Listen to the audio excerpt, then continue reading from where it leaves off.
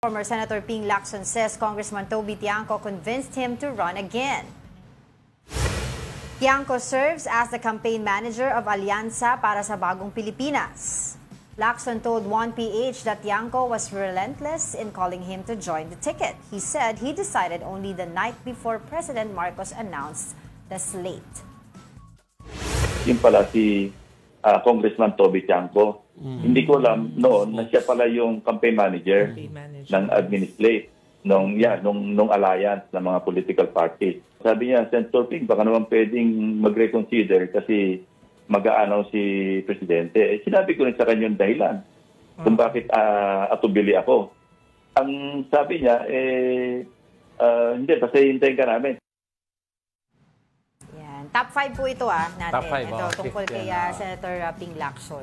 Pero actually, 'di ba, lagi natin pinag-uusapan dito, independent or not, hindi na kailangan ni Senator Ping Lacson ng mga party ng endorsement kasi on his own lang kayang-kaya niya ipanalo. What Senator Lacson has done kasi is he established a niche for himself. When you say Senator Lacson, alam mo budget mo is sigurado. Yes, walang nakawag. There are other aspects sa past ni Lacson na hindi gusto ng tao, but umiibabaw kasi yung the way he has safeguarded the budget, yung pork barrel scam. How he is part of the architect na binuwag niya yung pork barrel. And now sinasabi kasi ni former Senator Lacson, may bago na naman way of circumventing yung pork barrel, di ba? Kaya nga, di ba sinasabi? He mentioned yung ayuda. Binanggit din niya yung ayuda. Binanggit din niya yung endorsement of projects, di ba? So, he was actually enjoying daw his retirement when Senator Tito Soto, former Senator Tito Soto, convinced him to run. Sinabi nga niya yan, gusto na niya sana mag-spend time with the family. Pero parang every time daw napapanood niya yung balita, parang naiirita na siya na ito na naman tayo. Tapos ngayon may confidential fund.